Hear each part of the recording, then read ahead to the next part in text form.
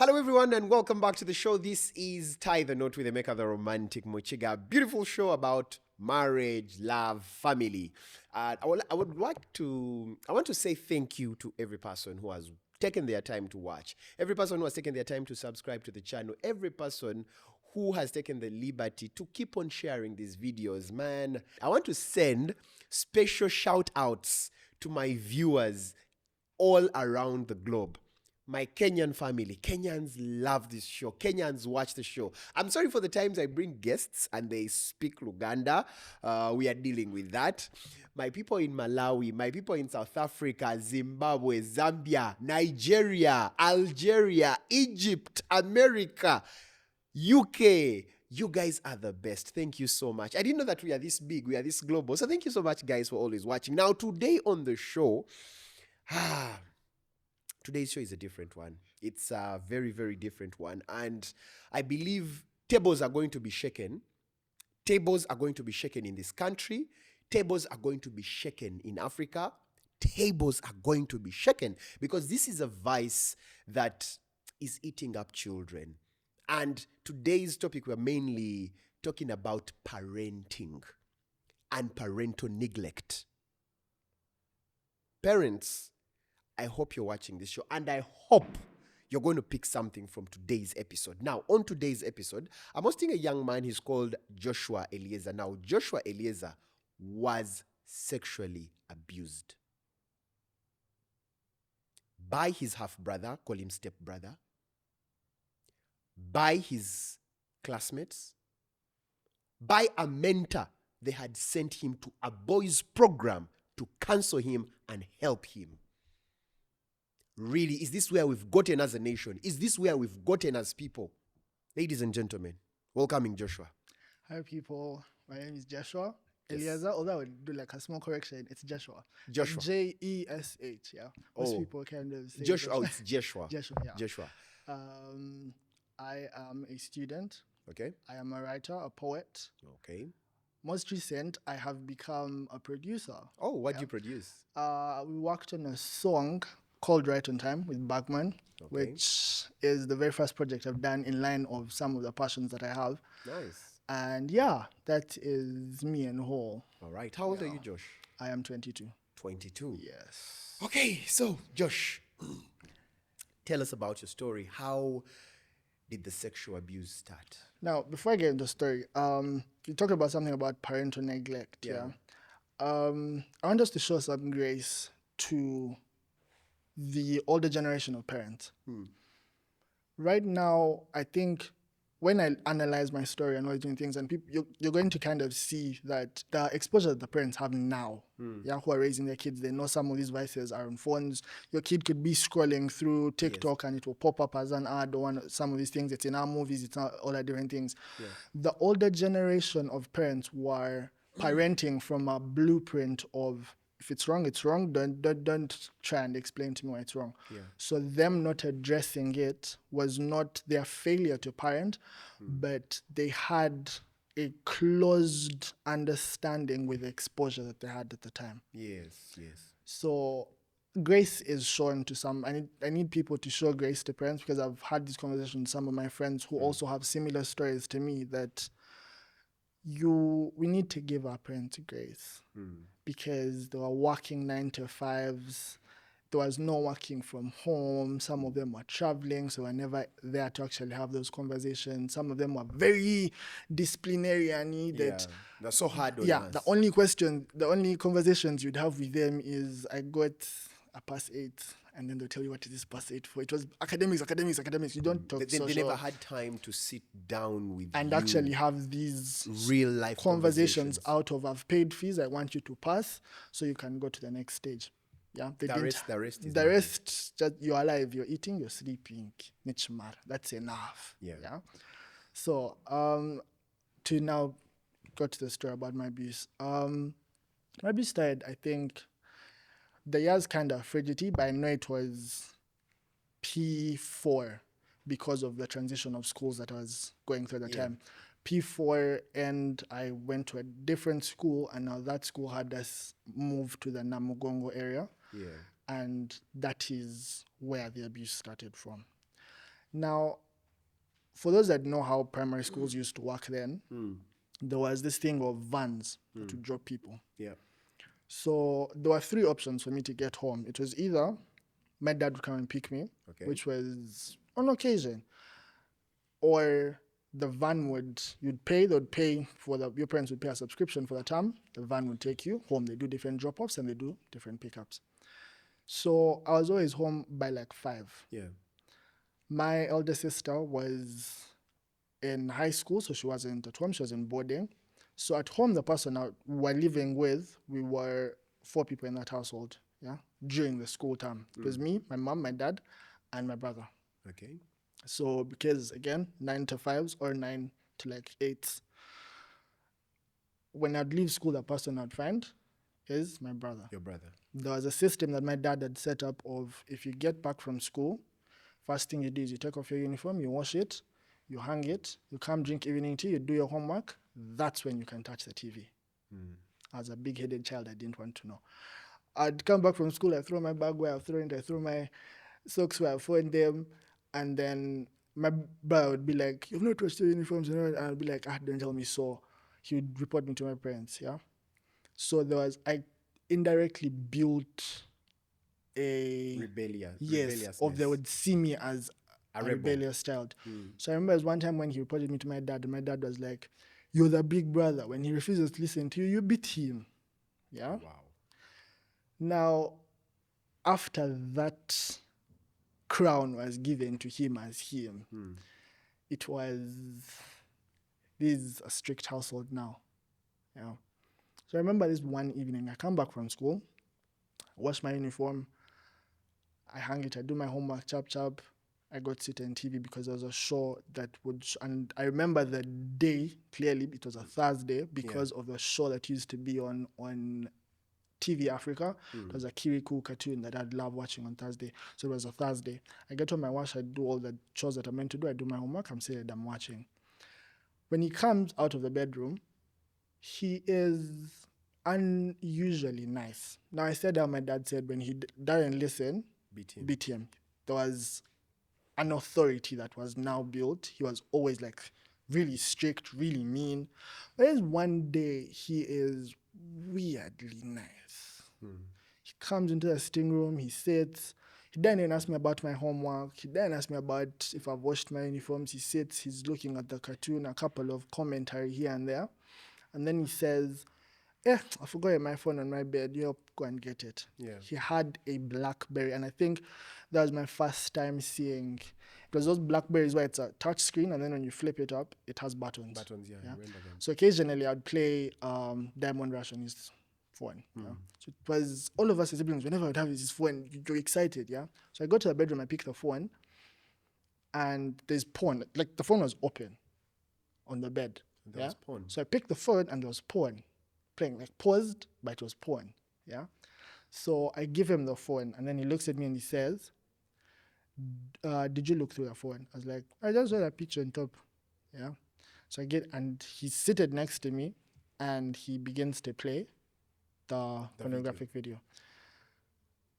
Being, I don't know if it's all boys or it's just me, you'd randomly get hard. Like, the smallest of things for like a boy that age would make you go hard. Yeah? And it's pornography, I mean. There's a way pornography goes in the mind. Even when you do not know, you're not mature enough to understand, your brain acts on some of those things. So he's watching it, he's touching himself, he notices that I'm erect and he begins to touch me and he makes me touch him. And this took from P5, P6. And then I do my PLE in P6 because, not to brag, I'm a sharp kid, small. So I do my P7 in P6, I excel in my exams, and my dad is like, I think it was the first free conversation I had with my dad where he was asking for your opinion and not telling you what is meant to happen. So he asked me, "Do you want to go to senior one? Do you want to go to senior one, or you want to do P7?" And then I tell him, "Let's do senior one," yeah? So they enroll me in a school, and I had a couple of female cousins in that school, yeah. And this is for like context, just have that in mind. It's gonna make sense somewhere along the way. Yeah. Now, in my mind, because of the grooming that had happened for those 2 years From your stepbrother. from my brother, yeah, there was, he sort of implanted it that this is how boys interact. So now I'm at school, I know how to make friends with girls. I'd never had, senior one. I'd never had an issue making friends with girls because whenever I'd go around, they'd be like, oh, sister. They would call you sister. Yeah. Why? As femininely presenting, of like, you'd find even that talk. I had a really screechy voice before my adolescence hit. Good Lord. Sometimes I watch the videos back of like speech days and these things. I'm like, I used to talk like that. Yeah. Now I see what they were seeing. So I was more of like a girl's boy. The girls loved me. They took care of me. They made sure I wasn't being bullied and what. The girls loved me. Yeah. Now, we get to a point and in my mind, I'm like, I want to make male friends now. Yeah. So because of what my brother had fed my mind, that is how boys interact with each other. So he had formed my mind like that. So I began to touch on boys at school. In dormitory?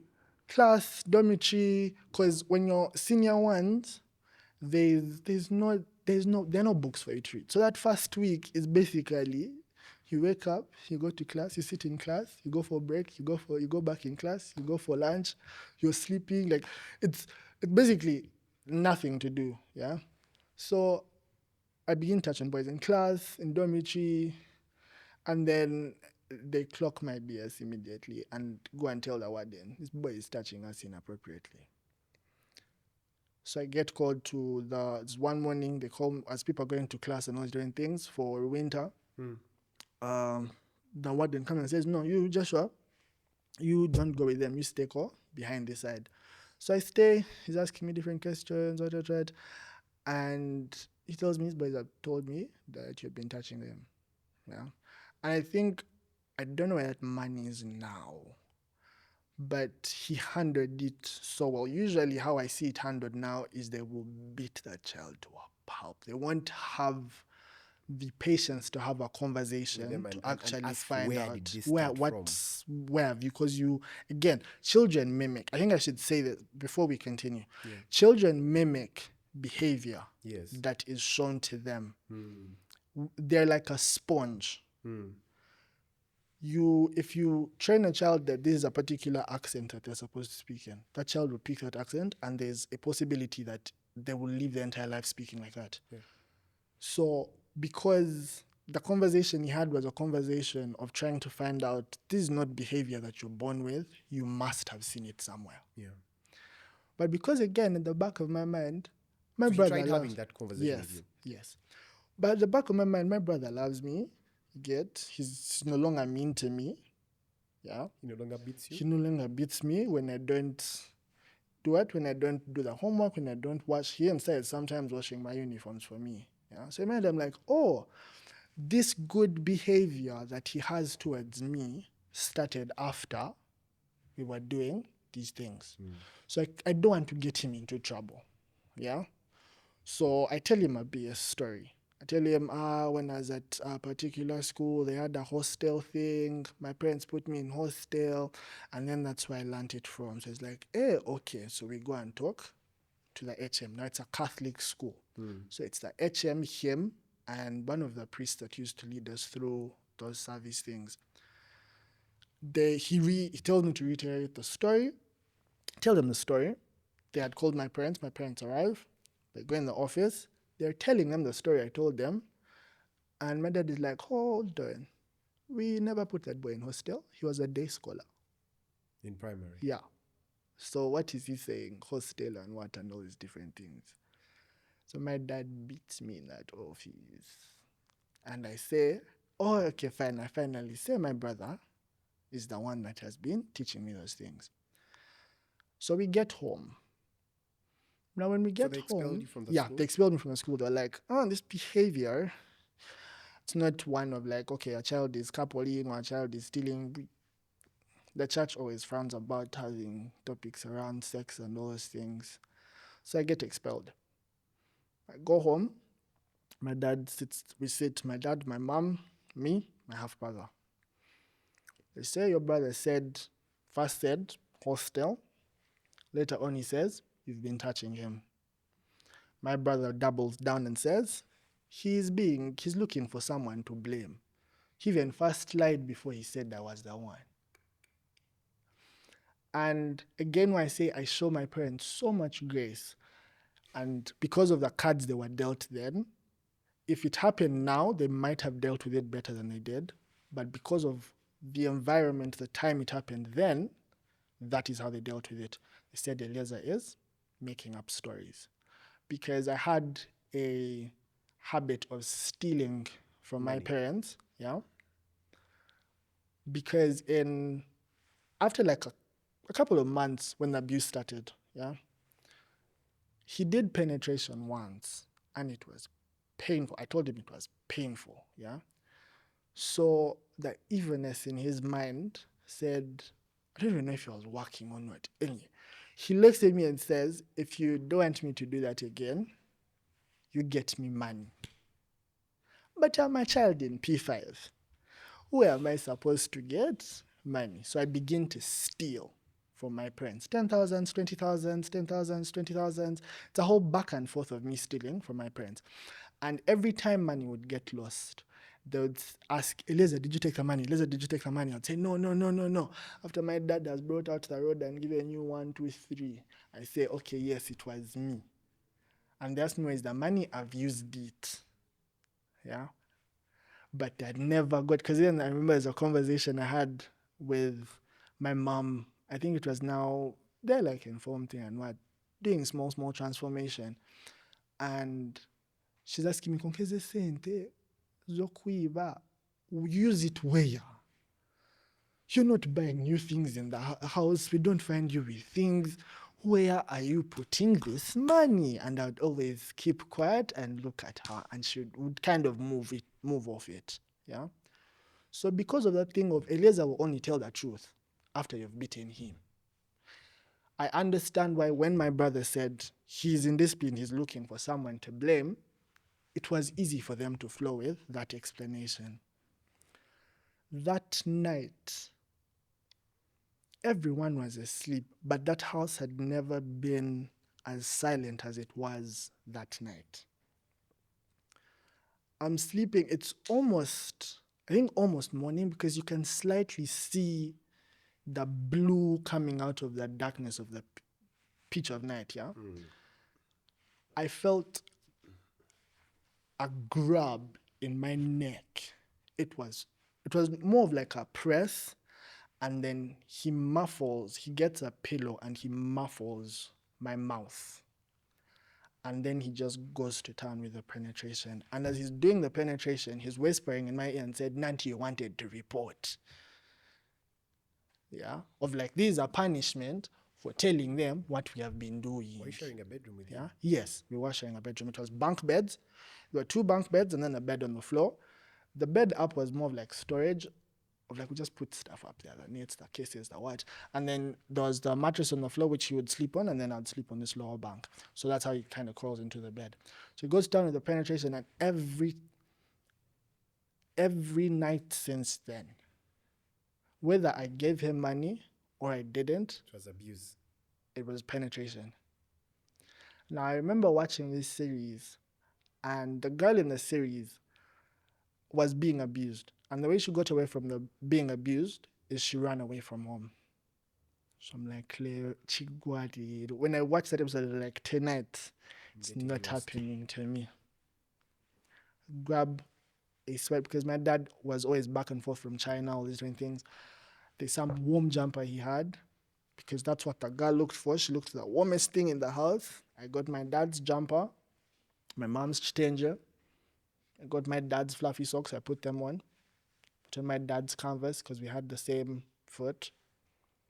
And I walked and I went. Where did you go? I walk, and somehow I found myself at All Saints Nakasero, because that's the home church. And luckily, on the day I ran away, it was a Friday, there was an overnight. So I get there, they're praying, I put chairs in the back, I sleep. And in the morning, I go to a friend's home. We're besties in school, yeah? Now, I get there, and in my mind, I'm like, oh, okay, we're here, she's not here, saying hi. Because they were meant to relocate. The reason why she wasn't on school term was they were relocating to the UK. So I get there, they're actually staying at some hotel that side, as if you're going to Makere. So I go there in the morning, and then as she's on her phone, she says, what's this? And it's a missing poster. Wait, you with were my reported face, missing. my face on it. I tell her, Which year was that? That was, I think, 16, 15, I think 14 or 15. Yeah. I need to see, but it's there on my mom's Facebook. My mom's timeline on Facebook, if you like scroll, it's there down. I keep going to check on it. Yeah, so there's a missing poster. You're saying last scene, yeah. I'm like, she does that thing. I'm like, I'm not missing. It's just my parents being dramatic. So now, because I know she's going to, now that she's seen this thing, she's going to tell people I'm with her. Yeah, I say, but let me go home. I walk from there until Watoto, some place called the Hub. I don't know if it's still there. Now, I go there, and one of my sister's friends sees me. And she calls, and they come and they get me, and I go back home. Now, when this incident happened, I need to ask my mom who introduced her to that particular organization. But there's an organization that was helping mothers that had troublesome children. Boys. Yes. Boys, actually. Yes. With them, how do I say this? With them, it was if the mothers, because of the connection that a son has with a mother, the mother needs to build an altar to pray for her troublesome son. So we do a couple of conferences here and there, back and forth. Anyway, that kind of runs its course and it continues. Like, it's harmless. Like, man, you're just going there and you're praying. After praying, tea, we even did some nights where I would sleep, go to Prayer Mountain, the mothers and their sons would go to Prayer Mountain. They had camps for like boys, all the different things. Now my dad looks for a new school and he's like, let's put him with his sister. Maybe he'll behave. Because I was getting kicked out of schools left, right, and center. Because of inappropriately touching boys? Yes. Went to the first school, spent there 1 week. The school they got for me in Makinde, I spent there, I think it was 2 or 3 weeks. Because it was 2 weeks, then MDD happened, and then on MDD, the principal said, you take your child, you go back with your child. So, and also feeding in with the behavior of stealing, because I was stealing left, right, and center. And I need people to understand that habits have a source. Yeah. No habit just starts. Even when it comes to the smallest thing as stealing, I have seen Ugandans do not understand that it's a mental defect, because it's kleptomania. Yeah, it's a mental defect that was caused by something. You can't treat a symptom and leave the disease this side. The disease will just give more of the symptoms. You're beating a thief, you're beating a thief, you're beating a thief, you're beating a thief. You're dealing with one thing. Yeah. Know where the source is. Find the source, find out why this person is actually stealing, and mine was giving my abuser money not to do penetration. But figure out why is this person stealing? Yeah. So anyway, left, right, and center, I'm getting kicked out of different schools. When I get kicked out of the second school, and it says, let's maybe put him with his sister, with his big sister. Maybe he'll behave. My sister is in A level. This is now Form 2. And that shows you I did 2 schools, senior 1. Now I'm in S2. I'm doing my third school. Wow. So I get there, but still I have my big sister, They're going to look out for me. My sister is a baddie. She's more pretty, so she was confusing. Boys A-level left, right, and center. So one boy says, Nzemfunye code, you're going to be my into your sister. I want whenever your sister asks you how is hostel, you will say, it's fine, your friend. Yeah? Your friend is taking care of me. Your friend is taking care of me. He was a classmate. He was a classmate to my sister.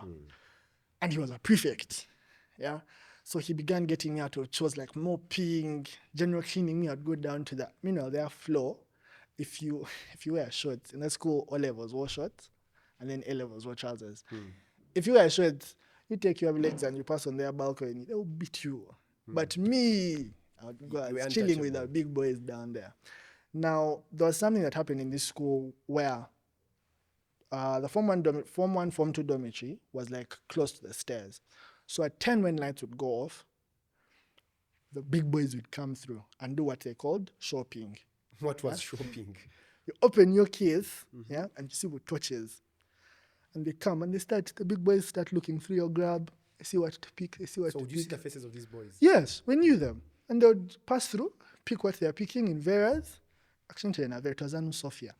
And they go. They do our dormitory, they do the next dormitory, they stop at one of Form 3s and Form 4s, because Form 3 and Form 4, you're small, big-headed, you want to stand up for yourself, you want to so anyway. Now, he had this clique of boys that he was with, and he tells one of his boys, actually, he summons me to the lower floor one Saturday. And he's like, you, points at one of his boys, him, you're going to make sure every time they do shopping, they don't touch his grab. So one night he comes and they do the shopping thing that they usually do, and then he stays. I'm like, okay. So he's asking me, school, what? But remember, again, I am femininely presenting at this time. So he asks me different questions. Finally, 1, 2, 1, 2, he's touching me. He's making me touch him. Ahmeda's like, this again, I can't come here to find peace. Because I know when the holiday comes around, I'm going back to I can't deal with this stuff now. I always, when I sit and I go through some of these stories, I'm like, they're proof to me that God was actually looking out for me. Because I don't know if you know the saying, what the devil meant. What the enemy meant for evil, God has turned it around for my good. Yeah. So a week after he keeps doing this thing, there's a fire that breaks out at school. In the last dormitory, and now the explanation they give us, the students on assembly, is someone snuck in with a phone, and when they're charging it on a socket, they put it in a case. When it short-circuited, the fire was started, it consumed. That was BS. All of us who went to that school know what caused that fire. But anyway. What caused the fire? Boys were smoking.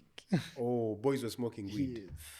Because we had entertainment in the attic, yeah? So when this fire starts out, there's a group of boys. There's like a slim corridor, yeah? Which would later turn and you find the bathroom. But this corridor was plywood. It was plywood from this hostel, from this cubicle, and this cubicle. So there was smoking from there, and I think they dropped the cigars there because that's where the fire started, and it consumed all to this rest.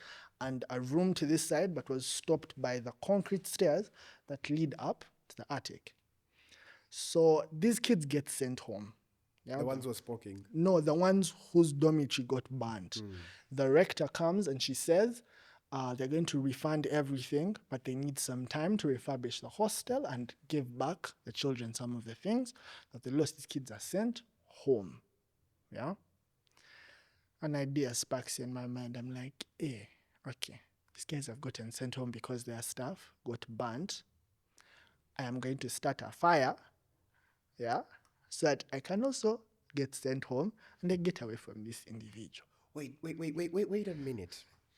So as a way of running away from this boy who was abusing you in school, you wanted to start a fire? Because I had seen what happened to the ones whose dormitory caught on fire. So, anyway, I talked to my cousin. I tell him that I'm done with this school, and I explained to him, chilla, what has been happening. But we're very small individuals. We're small, light skins, skinny, so he couldn't fight. So what we say is, he's like, okay, chilla. There's nothing he would do to that boy. Yeah, because he was buff. He was part of the students' council, and he was a rugby player. So now small me in S2, small us in S2, well, like, you know what, it's chill.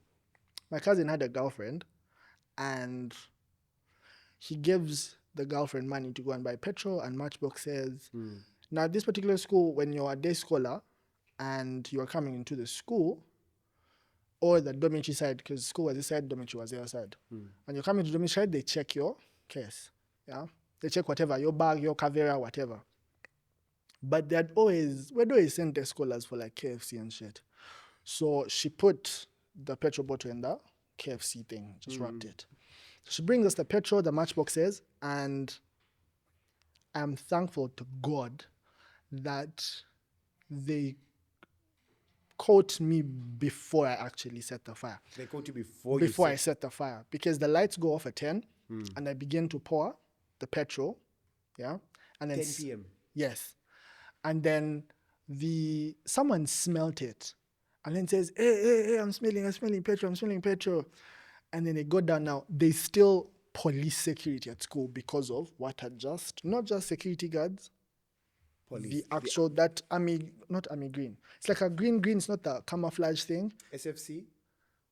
Because there's the navy blue and then like a plain green. Plain like dirty green, almost like this. Yes. Now, those are the guys that were still at school because they were trying to determine the cause of the first fire. So when someone says, I'm smelling something here, we all get out, yeah? And then I throw the bottle down and I throw the matchboxes down because we're on the very top floor. And the police come, they're like, okay, you guys are not going to sleep here. It's like, okay. We go and sleep on the bako court. They put for us mattresses. On the bako court. They provide all of us blankets and pillows, and we slept there. Yeah. So they do the investigating. Somehow they land into my cousin's girlfriend. I don't blame her for outing us. Till they understand her position. Her dad was an army man. She outs us quickly. She takes the plea deal of like, we won't tell your parents if you tell us who, because you didn't do anything. We won't tell your parents, we won't expel you, just tell us what happened. She says, Joshua and his cousin, they call us, one thing, they expel me. Didn't you give them an explanation of why you were intending on banning the school? No one asked. They just expelled you? Yeah, because even in the statement, I remember I had to write like about 3 statements. In the first 2, I was over-narrating.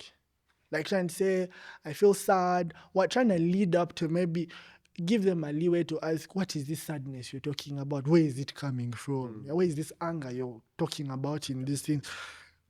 No one asked. They just kept telling me, rewrite the statement, remove all this unnecessary information. Tell us when you bought the petrol, what you intended to do, and how you are intended to do it, and that's all we need for the police report.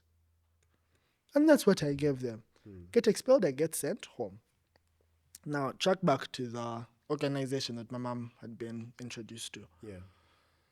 At this point, she calls the head of the organization and she's like, this boy has failed me. I do not know what to do. There is the stealing. There is the getting expelled for homosexuality. There is the now he wants to ban our school. So she's against the wall. And because of how all the mothers praised the head of this organization, she opens up to him and she tells him, I don't know what to do. He says, bring him here tomorrow morning. I will fix some of those screws. We get there in the morning, and he started with Chiboko. First thing was Chiboko. When you got there, he called the counselors that stayed in that area. He put me in what they call a headlock. He was standing, and then he puts my neck in between his legs, and then he tells the counselors to hold my legs. Your legs. And they just beat me to a pulp. How many canes were they? There were many. And it was with a wire, meanwhile. The percolator wire. Oh, my goodness. So he said, every time you touch me, I will start again. I touched over like multiple times, so we just kept starting. So I can't give you a number. There were many. So it gets to a point where he stopped only when I started wheezing. Now, I wasn't wheezing because of anything, but I'd learned, whenever my dad would cane me, because I was a little bit asthmatic, whenever I do, my dad would stop. Yeah? So I used that and they did stop at that point. So anyway, now all this, by the way, is done when my mom had gone. Because we come, we do in the office, they do the explanation.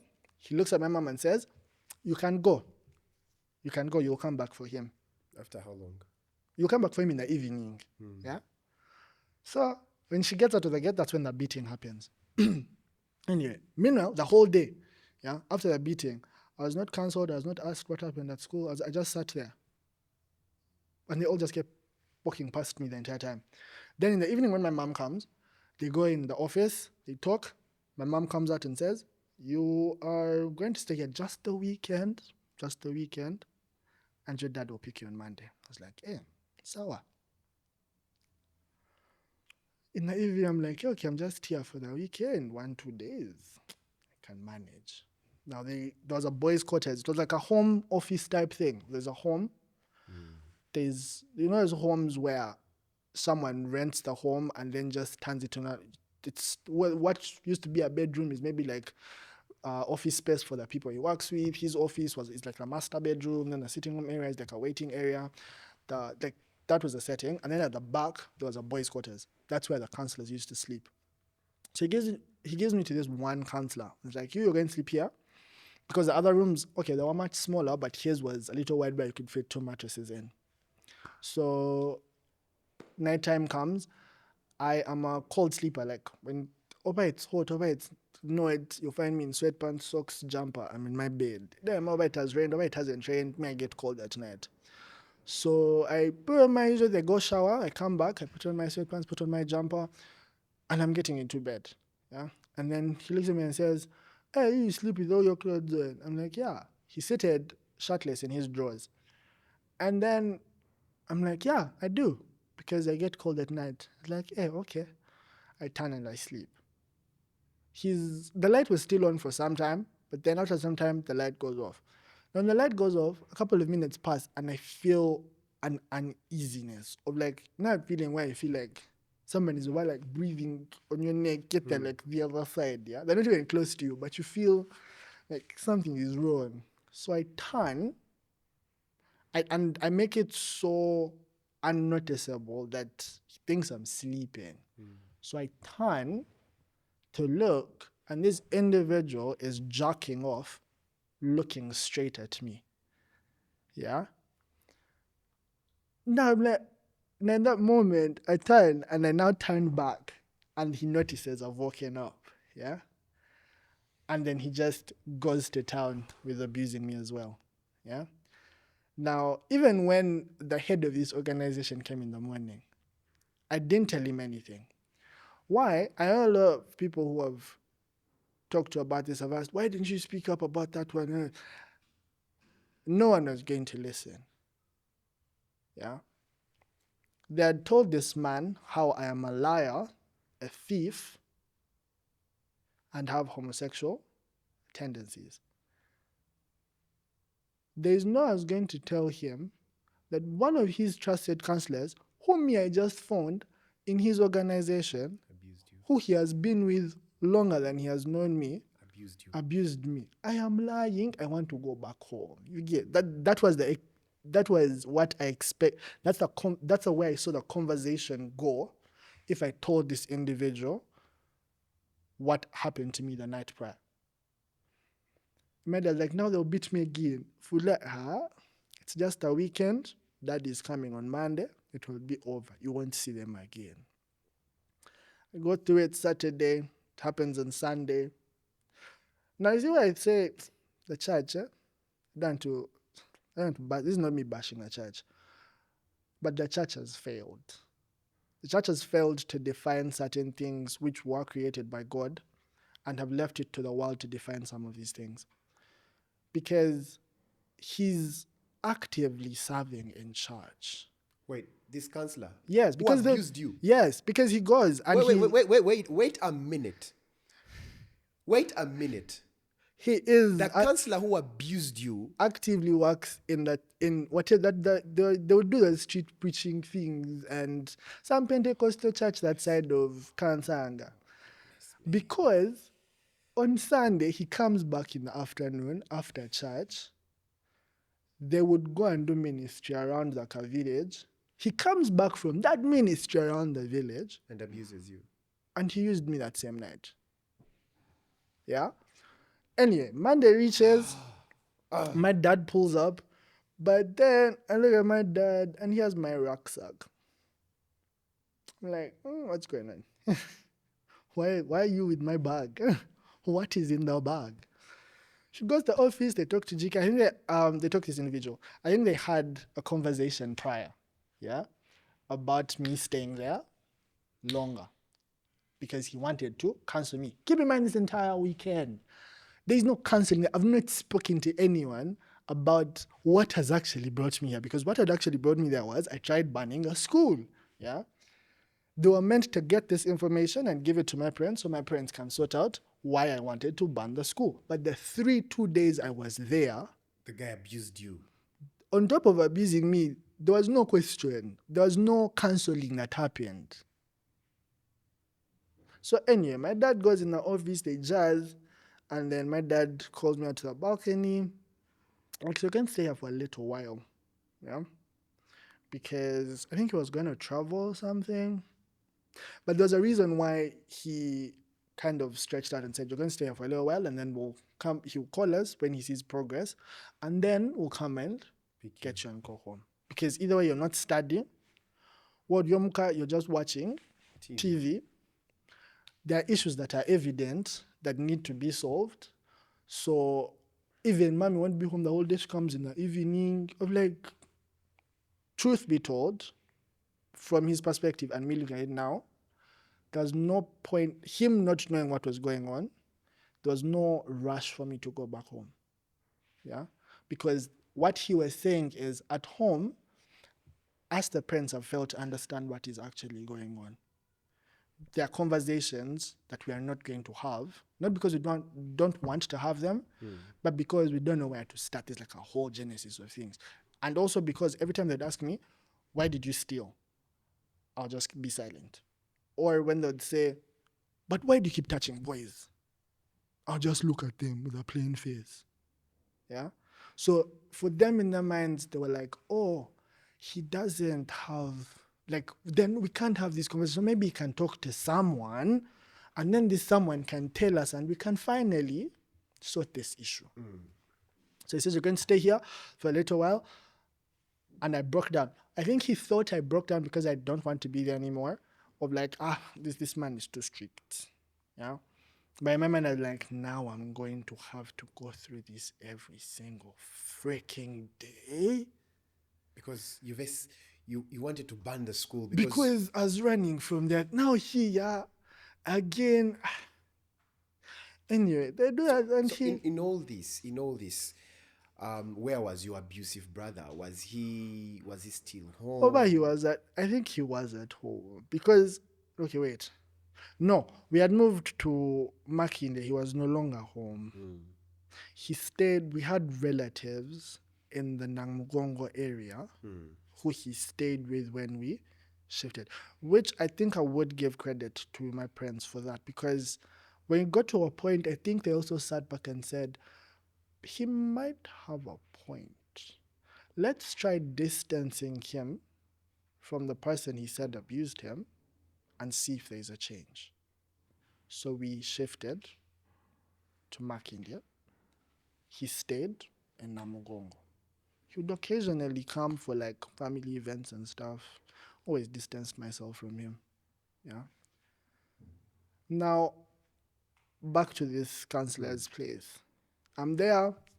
They've already judged me. I have to stay there. I'm now counting things and saying, I can't ban here. They'll take me to police.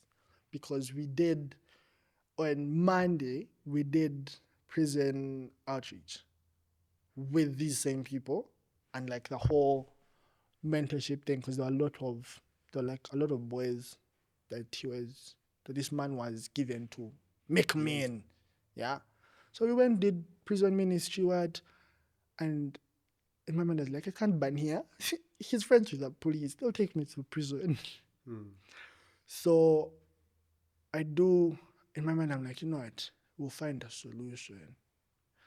I legit became, again, even this week, the week, Monday, Tuesday, Wednesday, Thursday, Friday, on top of abuse, there was no counseling that was happening. I became a housemaid. They'd give me money to go and buy stuff, and I'd cook. And they'd want to expect, when they're done with their mentorship things, whatever they do when they're not here, when they come back, food is supposed to be there. There was never counseling that happened in the time I was there. To you or to even the other boys? No, the other boys, now, see, the thing is, when there was like an open setting, they had conferences. So obviously there was mentorship happening, yeah? Which, me looking back, I'm like, okay, that's not mentorship, that's just someone who wants to eat people's money. Because would pay for these boys' retreats, and he would be squeezing 1,000 USD, 1,500 USD from parents and stuff, which now as an adult, the particular camp, the one camp I went for, I think my mom paid something close to about like 900 USD. Yeah? They took us to Maxon Falls. Now being on campus, I've gone to Maxon Falls and stayed in a lovely place with my friends at much less. And the place we were staying when we were there was it was shitty. At like 3 a.m., a hippo is passing by your door. And then this man wants you to wake up at 4 a.m. and shower grass dew of rolling the grass. That was our morning shower, by the way. I don't get too much into the whole medicine, but our showers, rolling because you're mean, you can't bathe hot water.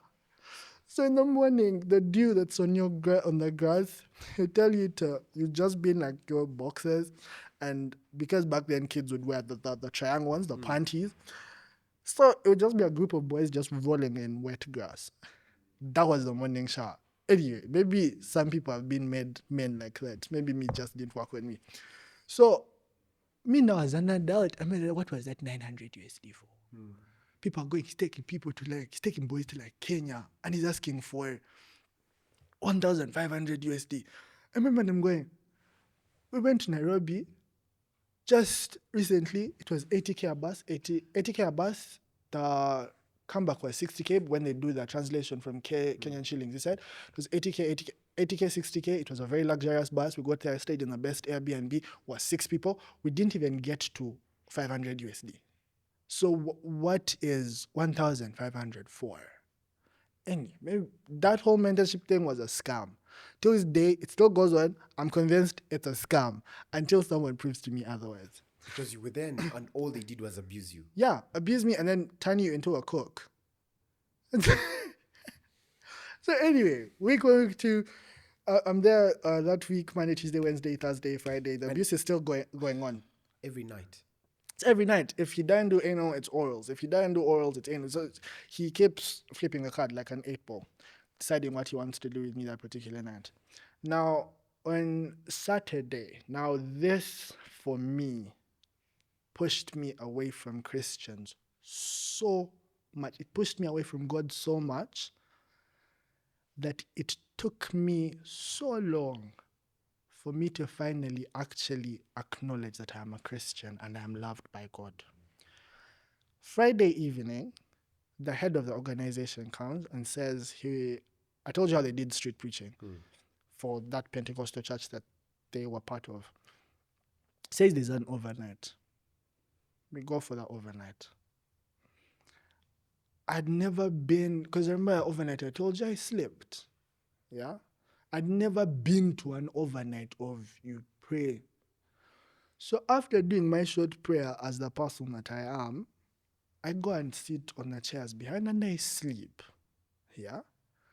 I tell you, the guy came, the head of the organization, he gave me a hot slap on the back. I told you, stand up and you pray. So the entire night I was just walking. I wasn't saying anything, but I was just walking. Yeah? And then I got to because 3 counselors. There's this one that's abusing me, but there are these 2 that are pretty chill. Either they know it's happening and don't care, or they don't know what's happening. Still, till today, I don't know which it was. So I asked one of the counselors, and I'm like, "Where's the washroom?"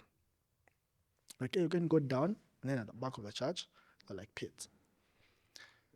This individual, the one that was abusing me, says, "Hey, no, let me go and show you. It's dark. Let me go and what? Let me like the torch. Let me go and torch for you. It's dark." We go, and this man abuses me in the pit latrine. Yeah, we're charged.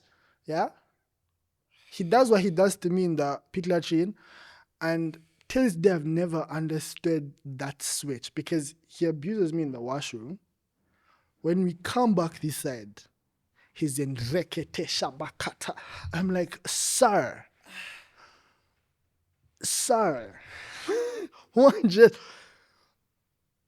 did you leave the Holy Ghost here and then pick him up when we entered? I was done with Christianity. Sunday morning, when we got there, I was like, the next money they gave me to go to the shops, because they had started a conversation. Remember, I've been expelled from school. Yeah. They had started a conversation, which I kept hearing back and forth, that there was a school. It's in Kansanga. Their offices are in Kansanga. There was a school right before you turn to get to their offices. The conversation was in the lines of, we're going to tell his mom and dad that he can be studying at that school and staying here. Told them, you lie. They gave me money to go and buy things on Sunday. Bolted. I left my bag, I left clothes, I left everything, and I ran. I walked from Kansanga to home in Makindye, because I knew my dad wasn't home, my mom wasn't home. It was the house help that was home alone. We were tight as, even till this day, I still talk to her. Yeah, she was a really nice individual. I walked from Kansanga to Makindye. We used to stay right opposite St. Luke Church, like directly opposite. Get there, I get my bag that was at home. I put in a jumper, I put in a lesso. I go. Where did you go? Now, remember the friend I told you that was meant to really, like, they had like a homish thing, but there was a friend of mine, she was from the UK, that brought her here on punishment, and in Green Hill, I was mob tight with her. Yeah? Yeah? So no, it's okay. It's okay. I was tight with this girl, yeah? And she was here on punishment, so we kind of clicked, because I was also there, not on punishment, but after punishment. So she stayed that side of, as if Akere side. Not sure what, but every time I pass that place, there's a supermarket and there's a slope, and then they stayed at some hotel there. Now, I didn't know whether she was there, whether she was not there. I just go there because I know there are times when we wanted to go watch movies, I'd find her there, they would drop us off. The mom had a driver, they would drop us off to the cinemas, bring us back. I go there, and she wasn't there. You know? So when I asked the receptionist, I'm here to say so and so and so and so and so, they're like, oh no, they've gone as a family out, and I don't know what time they're coming. So in my mind, I'm like, Katina, I go where? I was like, no. I will, the roof was unfinished, yeah? So I said, I'm going to walk up there, yeah? And just be there up on the roof. When I see them come, I'll slope down to a room, and that is where I'm going to sleep. I go up on the roof, and they don't come back that night, so I slept up there. You slept on the roof? Yes. And then in my mind, I was like, okay, now, what are we going to do for it? Slept there, woke up in the morning, I was like, Katina, we go away. Anyway, I get up and I move, and I walk back to church. I get there, and everyone that is at church just smells for me. Like I had that's when I realized I had a distaste for the church now. Because there was a reverend who, as I'm there, I'm looking very confused. A security guard sees me. Yeah? and asks, where's your mother? Who are you here with? So he takes me to a reverend, yeah? And then the reverend knew me because as I did confirmation classes from there. He knew my parents personally because they were active in the church and what. And I didn't tell him what I was doing there, but he called my mom. Calls my mom, they come and pick me. We go home. And Dad looks at me and says, Kati, you want what? What do you want? Yeah. What do you want? This whole time you're not thinking of opening up to them. Yeah. I couldn't open up to my dad. Because even now, I think even if you're still alive now, you know, there are certain conversations that even now, I don't see myself having with him. I see myself having them with my mom, who will furnish them up and tell them to my dad. Not because my dad wasn't a loving dad. My dad was a loving dad. But again, as I said, the parents then, the blueprint they had was faulty. Yeah. Right. So he asks me, you want what? I tell him I don't know. She's like, you know what you're going to do? I'm going to put you in there. You go to school and you come back here. You go to school and you come back here. I was like, Sawa. Take me to some new school there in Maki, India. Lovely environment. I'm friends with ladies. I'm participating in MDD. I'm doing all these different things. It's like I'm going life again. Yeah? I'm running for students' council. I'm doing all these different things. But then again, with something I've seen, even now that I'm out of high school, when I go to visit my little sister, I see a very familiar thing of people imposing, which is why, again, I said the church has failed to define things that were created by God, and they have left the world to define some of these things, and that's the blueprint we are following. Yes? And in particular, I'm talking about sex. Sex is not a bad thing. Yes? God defines what sex is in the Bible. But in the church, even now that I'm actively in ministry, when you bring it up, especially with the Anglicans and the Catholics, I don't like calling born again a religion, but with the Pentecostals, they are a little more open to having some of these conversations. Yeah. Not on the pulpit, but they're open to having some of these conversations. Yeah. But on the pulpit, there are pastors who have these conversations. I'm yet to meet them. I think I would love to see someone get on stage and say, we're taking back this word called sex and we are going to define it how God defines it. Because the world is what is teaching us what sex is. I don't know about the millennials and the ones before the millennials, but the Gen Zs, you're a Gen Z. Our definition of what sex is what we see in the world, and it's leaking into the Gen Alphas. Because the Gen Alphas are learning about sex in the perverted way, and now porn is even more accessible to them than it was to us. That is what is defining sex for them. Yeah. So anyway, get there, I'm getting my life again.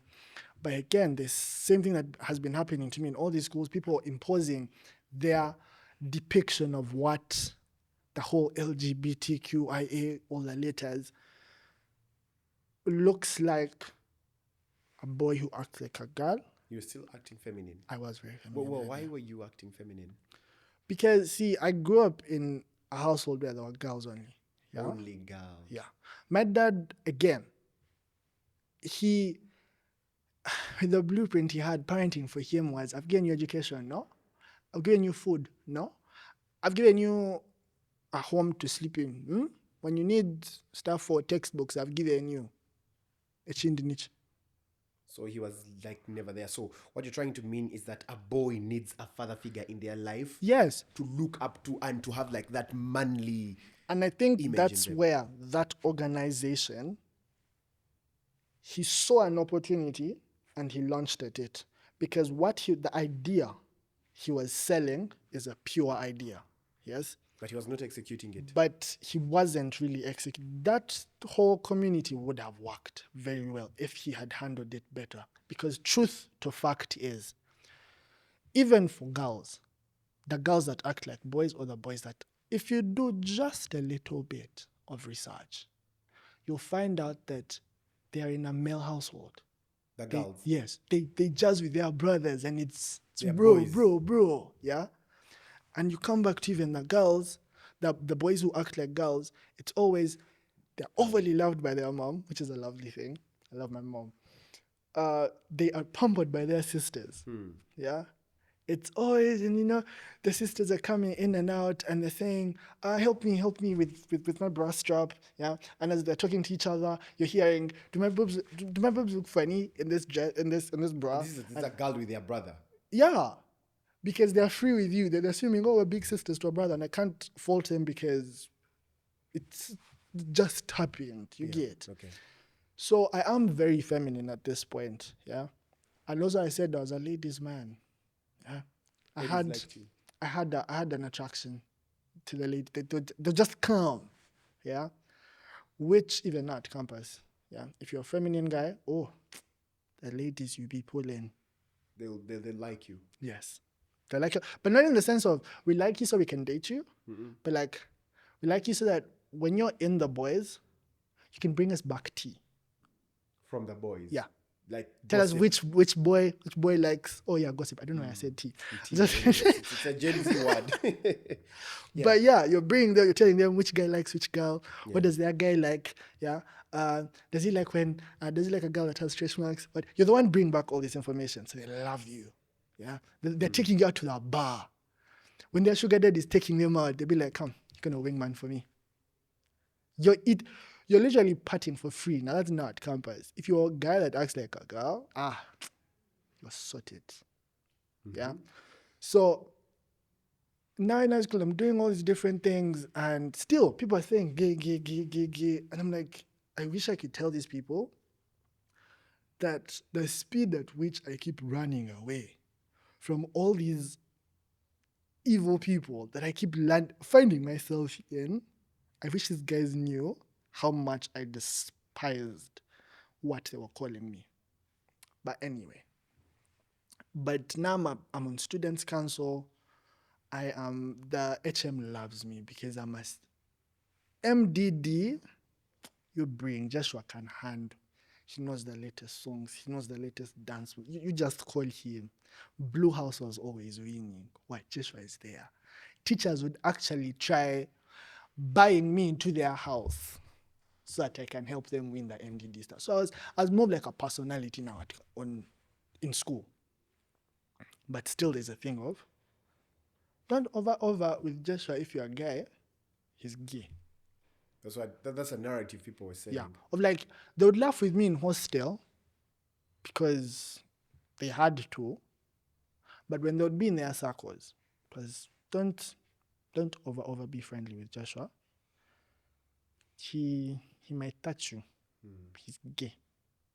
So at this point, had you opened up to anyone? No. It was just me and the people that thought I lied. Okay, so at what point did you start opening up? Now this is now Form 3. Form 3, same things are going on, banter is going on, start the term normal, and there's a new kid in school. Now, in that school, when you're a new kid, you're assigned a student council person. Because I didn't have anyone I was handed to, they said, oh, okay, this new student, you're going to show them around, you're going to show them where different things are, because the school was like an open setting. The library was outside. You'd have to cross the road to go to the library. Then lunch had to be had inside. So if you're reading in the library, you go and read in the reading room. So I was meant to be like the campus for him because he's new He's new in school. Now, he has, and bullies are just on another level. They will backbite you and make sure you hear them backbiting. I don't know if that's backbiting anymore. But I remember I was in hostel that evening before we went for supper, and they're telling him, there's only there are 2 free beds. There's one under Joshua, but then there's the other one which we put our cases on, which is next to the door. So if it rains, if you choose there, it's going to rain on you. Yeah, like, because the rain would always, for some awkward reason, always fall in like that direction to the door. And then they tell him, but then there's there, if you choose there, that boy might touch you. So he's back any options. Pneumonia, homosexual. Flips a coin, chooses homosexual. He comes and bangs under my bed. Then the boys go for supper. How it was 6:30, 6. The bell would ring, boys go for supper. The girls' hostel was across the road. Boys go for supper from 6 to 6:30. 6:30, the girls are crossing. They come, they have supper. They all go back up to prep. The boys go for supper. They come back. The girls have come. I go. Me, I would not eat lunch with the boys. I would get a container, tiffin. I put in noodles. Yeah. I wait for the girls to do water. Wait for them to get ready. When the girls come, I had 3 musketeers. I had 2 female best friends. They would call me. They would stand down.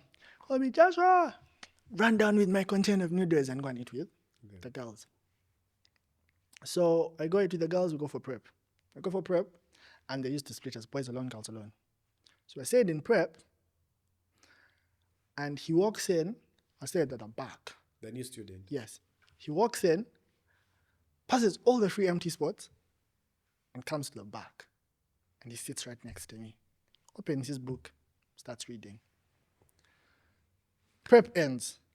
Now, my routine for when prep ended is I would stand up and go and stand on the balcony, say bye to my girls as they're going, push them down to the gate. They cross the road. Sometimes I do and cross with them and come back with Askari. Cross the road, I go. With them, I come back. This night was different. Said in prep, ring the bell. Getting up, he looks at me and says, "If you stand up, I will deal with you." I'm thinking, you are a new student. Can you behave? What kind of student was so this? anyway, I sit. The girls cross. In my mind, I'm going, I can't wait to tell the girls what has happened. So anyway, the girls cross. They now ring the one for the boys. As I stand up, he looks at me and says, "You're going to be my personal project." You're going to be my personal project? And I'm like, I'm going to be what? I get up, I get my things, and I go to my room. Now, when you're on students' council, you had the option of staying in, they had prefect quarters.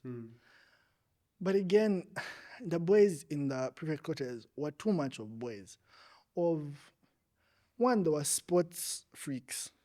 So when they'd come back from sports, they would just go nude and change it, which is normal, yeah?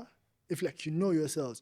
But for me, every time I've seen a man's genital, he wants to stick it in me. So that is not what So it was just depressing to you. It's I'm not going to sleep in it. They know each other too much. They're going to that, one, it will make them uncomfortable because they think I'm gay. It would make me uncomfortable because I don't want to see people's private swinging along. So I just stayed in the public. So I go down, chill. Now the next day, I had a very model-like walk. Because this is the time of the comeback of Next Top Model. Yeah. So I'd lift my chest, I had this, yeah. We're going for assembly. And I was walking down. And I remember I felt something painful hit me in the mid, right below this fat one of the spine. There's that part in the mid. I felt the most painful thing. I turned behind, and it's this individual. And he looks at me and says, "If I see you walking again like that." It's oh, okay. So I walk down. Keep in mind, he's bullying a prefect. In my mind, okay, this is what's going on. This new student is bullying a prefect. Does he know I can summon him to DC? So when I walk down, every single time, he would find me walking like that. He'd give me a knock here. I had very tight trousers. Yes. One day I come back from hostel. I come back from, there was a prefect meeting, I'm going to hostel. So I wanted to go change and then go for the meeting. Get to my bed, my uniforms are cut. The trousers. They were tight. They are cut, he just ran a scissor through them. There's no even fixing those trousers anymore. And he's seated there. And when I enter, I see them. My face kind of what's going on? He stands up, says, "Come with me to the office." go down to the office. We get there, he looks at the bursar and asks, sit down and greet him. He says, is there a uniform? Trousers. The bursar says, yes. He says, I want 3 trousers. Give them to him. My parents are going to send you money. You remove the money for the trousers. They were baggy trousers. The trouser was wearing me. Is the best way I can explain it. Supper, when it be supper time, he would sit there and be like, I'd give excuses of, no, I'm going to shower now. I'll eat supper after. He says, you are lying. He says, come and go and eat. But you're going to sit there and eat your noodles, eat them from there. So that when the girls come, you're here in dome. I thought he was joking. I go and I stay behind. I go and I eat with the girls. I think he had asked around for me, and they told him he's down in the DH with the girls. He came, got my tiffin, threw it in the trash, and said, now you're not going to eat. Wow. And he sat there. When the girls left, he told the cook, put vemposha and beans on the plate. Brought and said, you eat it. Cut the noodles bullshit. This is, what are noodles? So fast forward to now the base has come in, the walk has changed. You're no longer feminine. The trousers, yes. I'm now more into because apparently the baggy thing it was now coming back slowly. A lot of people were now, even the designers around Kampala were now doing really baggy trousers. They're coming back into the thing. So all these different things that were making people say, this boy is feminine, he's acting like a guy, slowly began to fade out. Now COVID happens, we go for COVID, we're meant to do Form 4 papers, COVID hits, we go home, but then we come back. This is now 2020, I think we did in 2021. No. Yes, well, the 2020 class I did in 2021. Yeah. So we come back and we are preparing we did the Thanksgiving for Form 4s, all these different things. And then I sit down and I ask him, but you chose to be my friend when all the boys didn't want to be my friends. Why? And then he tells me that there was a letter. The letter that had dropped. And that letter that had dropped just broke him. Yeah. So he asks me, have you ever been with a guy? What was in the letter? What had you written in the letter? I was writing to this girl. I really like this girl. I love this girl. Yeah. Even now, when the same uni, hi, I know you're not, I'm talking about you. Anyway, so I'd written to a letter, and at the end it was, I love you, yeah, I really, really like you, but I know you can't date me because everybody tells you I'm gay. But I just wanted to tell you that I liked you, yeah. So he asked me, have you ever been with a guy? And that's the first person I ever opened up to. Wow. And then he looks at me, and then I see this, he was 6'3", he was buff, he was dark-skinned. I see this boy break into tears, and he gives me a hug, and he says, it was not your fault. Wow. All this time, before he said that statement, I thought it was my fault. Yeah, I kept telling myself, it's because you walk like a girl. It's because you act like a girl. Yeah, it's because you're the reason, you're the cause that all these people keep touching. And he tells me how if someone looks at you in that way and does those things to you, if deep down in your heart you despise them, you're not the problem. They are. Because why are they seeing a boy with the same private parts they have and they're choosing to do that to you? More so a brother who is supposed to protect you. More so a counselor who is supposed to kill the vice. More so someone who has been given to you and he's finally saying, okay, fine, I now have a male figure I can look at, and you're doing that to him. Yeah? It's not your fault. He led me through the journey of dealing with, and I'm not going to lie, yeah? See, when the abuse happened, if I speak on it from like a spiritual front, there's a door that's opened. There's obviously an open door. So I will not say I didn't at some point catch myself looking at boys and wanting to sleep with them. Yes, because now the door of the abuse has opened up, the door of being a kleptomaniac, stealing. It has opened up a whole sexual confusion. Aversion. Yeah, you're figuring out, am I actually gay? Am I not gay? Yeah. And then like, because I like girls. But then, now that's what I mean by all these other things are symptoms. Yeah. If, I don't know if I can say his name, but Johnson, if Johnson didn't sit with me and help me backtrack and actually find the problem, deal with the hate and the anger I had towards my parents, because I always drew back to the first night that my brother got violent. We were in the same house. I always had this thing in my mind of, I was in the same house as you, and you didn't hear me scream in the bedroom. And all that time, you thought I was lying. I had so much hate for my parents. I had so much anger that I got to a point that the only time I would contact them was for money. How do church was compulsory, all these different things. Sunday church was compulsory. There was no, I don't want to go. You don't want to go, what's wrong? You are sick, you go and sleep in the car if it gets too much. Yeah. Christians, who people claim to be Christians, not just normal Christians, born again, can do the things they did. And you want me to pray to that same God? How do you guys lie? I said eating offertory money. What? Because which God am I giving this money to? Who I go from one abuser to another abuser to another abuser to another. So it gets dealt with, and now I get to a point of, I actually need help.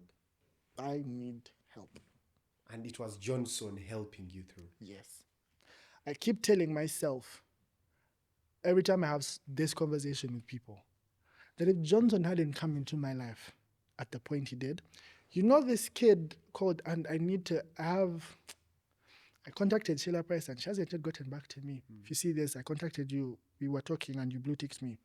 There's this kid, Bianca. Yeah. We have failed Bianca as Ugandans and as Christians.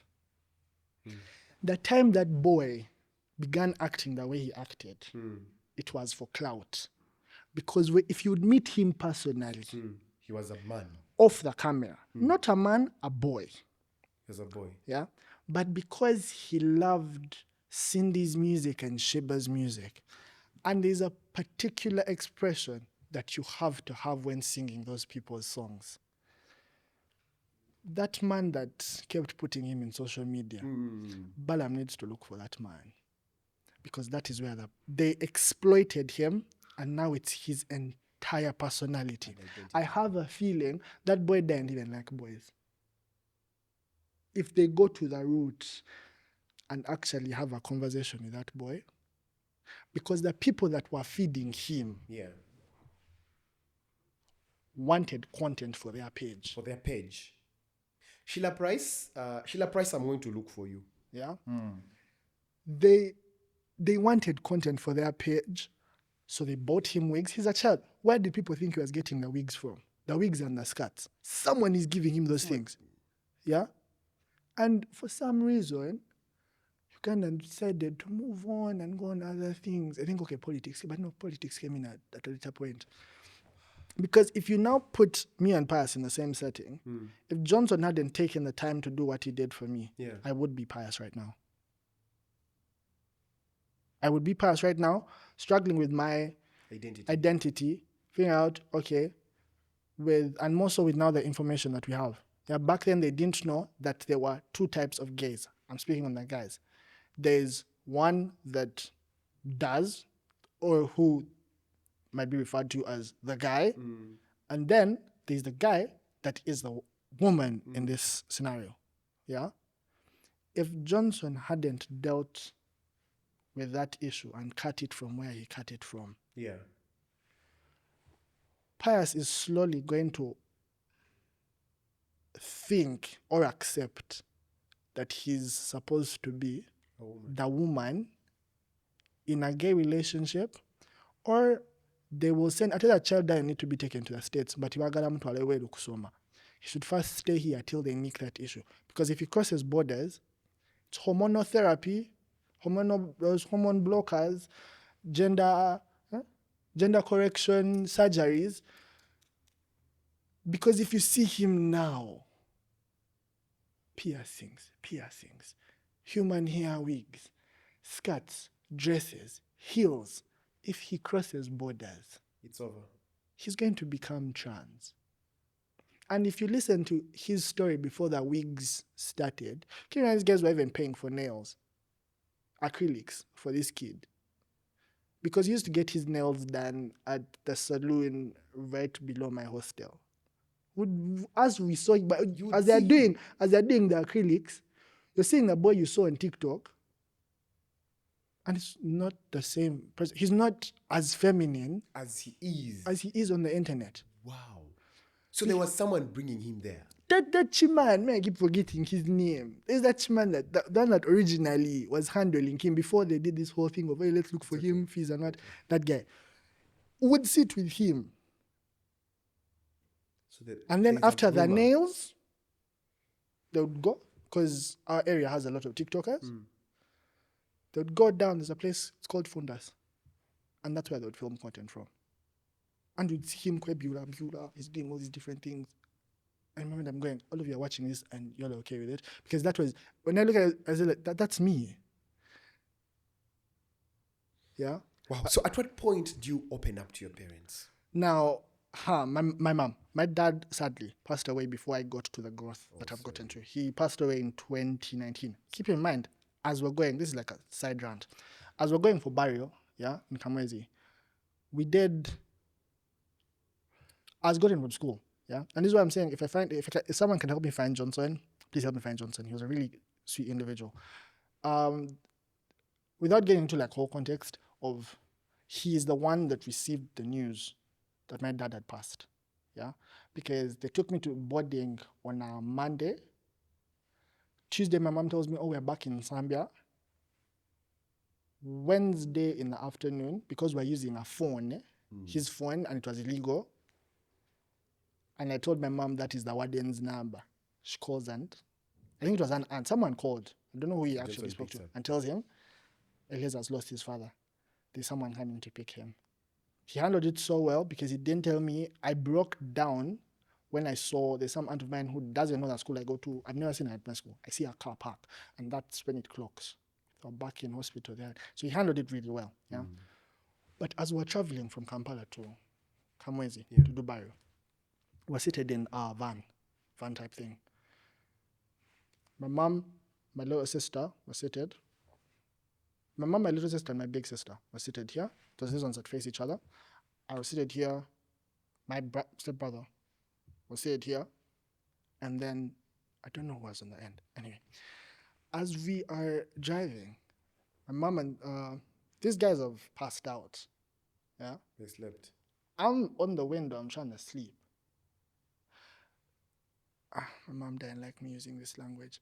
This chiboy is rubbing my thigh. Again. We are going for burial. Again. So now, even when we get to Kamwezi, I don't know if my mom thought I didn't grieve, yeah? Because the entire burial, there was not a tear that fell off his face. I was angry. So I didn't even get to mourn my dad. It finally hit me about like a month after that, oh, your dad died. And then my mom finds me, I was breaking down in the bathroom.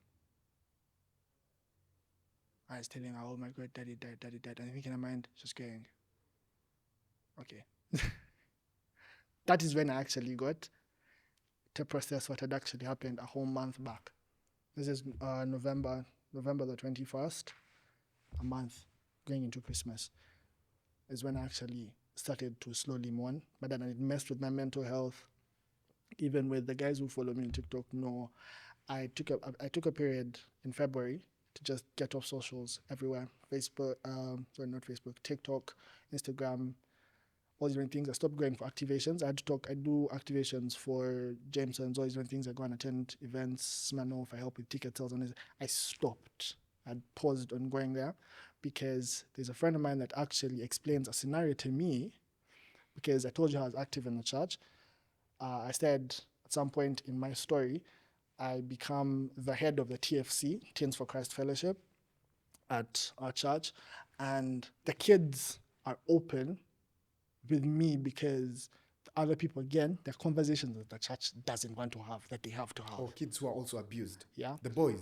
No, this is just a group of people. They'll randomly come and tell me, oh, they'll jump in my inbox and be like, oh, I've called my mom, I've asked her for pocket money. She hasn't said, could you send me like a 10K? Like they're free or have particular conversation. One time they'll jump into my inbox and ask maybe, does God make people, assign people to be like collateral damage? And we have this, and I take them through some of the scriptures because they know me from church and me sharing during fellowships. On February, I think it was like the 3rd, I get a phone call from one of the kids that are part that usually attend fellowship, and he tells me that the Shamba boy, they're called Shamba boys, the male house helps. The Shamba boy has been used to abuse him. Now keep in mind, this kid is openly identifies as gay. Everyone in his circle knows that he's gay because he has told people, I am gay. And yes, he does have interactions with men. So I kind of dig deep and move, and I'm asking, and I was soon to get to a point where I regretted asking, because he was talking about how when the houseboy would touch him, they would be watching straight pornography. Yeah? Something, he said the guy would call it Peter Saturdays, because on Saturday the parents would go to like work, and when they would leave the gate like this, he knew where his position was supposed to be, on the chair, because the houseboy is coming, they're going to play porn and they're going to please themselves. But they're watching straight pornography. So he says as he's going, every time he pictures sex with a female, it disgusts him, because that is the memory that comes to mind. Yeah. So he chose the option of, I am a human, I have sexual attractions, I might as well just continue with what the houseboy did. So when did you open up to your mom? Now I talked to my mom, it's not like one day where I told her. It was like phases. Step by step. Okay, as we started building relation, I think right now I can tell my mom anything. There's nothing I can keep from my mom, because she has actively tried to learn some of these things. It's no longer just, I rebuke the spirit of homosexuality, yeah, or not having a conversation at all. So it happened gradually. The first time we had a conversation about it was when there was a family member dealing with similar attractions, and I was telling her, and that's when I actually told her, I think you need to get the aunties, not someone from outside, you guys, to slowly nudge and find out what the genesis is. Yeah? Because he was also getting set out of schools because he was touching boys and all these different things. So instead of jumping, I told her, instead of them jumping on the train, which is a family curse, to break chains, yeah? Know the cause. First ask him what happened, because with me, and then we have that conversation. And then she also kind of breaks down as well and says she was sorry for how she dealt with it back then. Both of them, my mom and my dad. That she was sorry the way because she didn't know what was happening. Some of the things she's going to watch them and be like, oh, you didn't tell me this one. And we're going to have to speak on it and go through the whole healing thing, because it's something I'm doing now actively, of reducing how much stuff I like pack in a box. Yeah, just open up to my mom. My mom is not going to ask me so many questions. If you tell her I don't feel like answering that one, she'll say we'll answer it at a later. So when did healing come your way? It started Form 3, but finally it was first sem on campus. I go for a party. Now go for a party, and when I looked, and this is going to sound silly, but when I looked at a boy, I didn't have the confusion in the mind that I had back then. It was no longer, how does he look without his clothes on? And it was now, oh boy, okay, what drinks are we getting? That in that moment, I think my friend saw me just seated at the bar, and I was quiet. I was just looking at the lights, and I wasn't dancing. But I was going through my mind, I was like, oh, we've gotten here. Even with the stealing thing, I got to a point where I noticed, it was even like my mind reminding me, yeah, of, you have not stolen in 8 months. Nice. And then 8 months became a year. A year has become 2 years. All this weird confusion in my mind of is this boy, all this, they're not there anymore. Oh. Yeah. And I think there's a preacher that says it beautifully.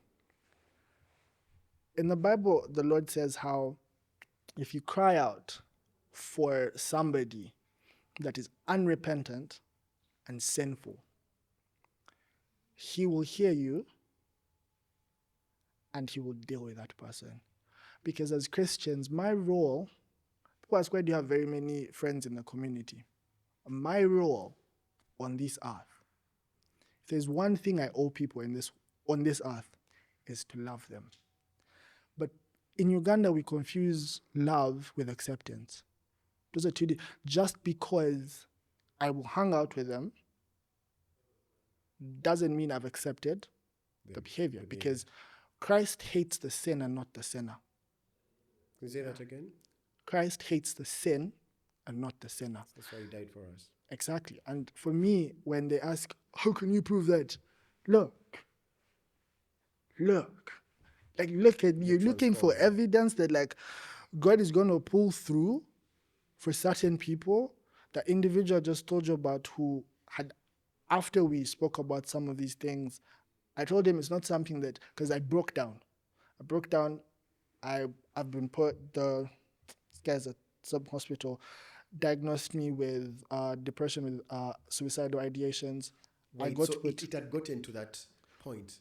That is February, because when he said the February story, this year. Yes, this year, when he told me the story of what was happening with him, and that's why he openly identifies as gay and is not afraid of dying or being beaten. I saw me, everything he described to me.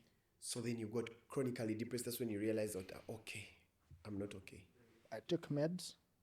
Meds almost made me run mad. I remember that I attend service. I do services on Thursday. I was at the hospital on Wednesday. I started my medication Wednesday night. Now, there are 2 medications they give you.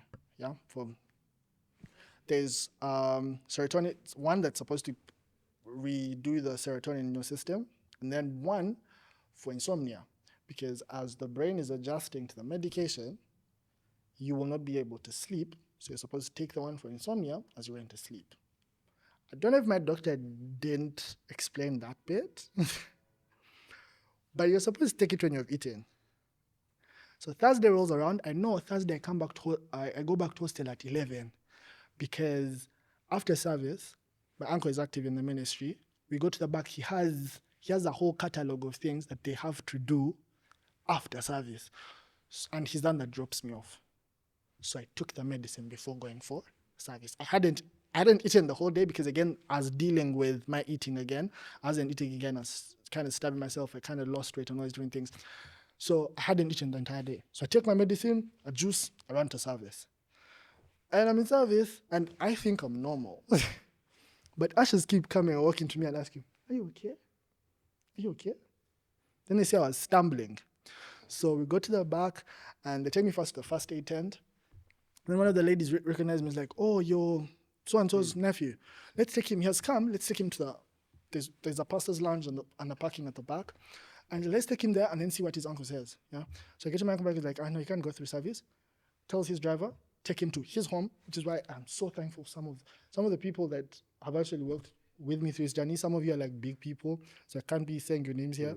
But as a family, you guys have been great. Yeah. And these are people, one, we're not even related to them. Yeah. I don't want to say what I was going to say about the ones we're actually related to, but the ones that are helping, we're not related to them. It's more so like my dad, that uncle, no blood relation. He was my dad's best friend. Wow. He has taken a role which he didn't have to do. He's doing fees. He's doing making sure I'm okay.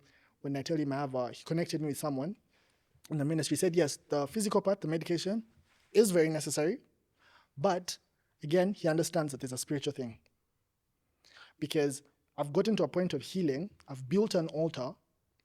And the devil has noticed this car boy is going to take, with the way he has understood the vice that we are selling to the people of his generation, he has understood it on a level that is beyond carnality. He's going to start turning some of the people. Wow. So that attack of the depression and what? It wasn't just a physical thing. It was a spiritual thing. Because I wasn't talking about it anymore. I was really, really sad. So now I'm at the point, no medication. I'm not on the medications anymore because the doctor scared me and told me how there are people that get dependent on them and you always need them for the rest of your life. Wow. Anyway. So I said,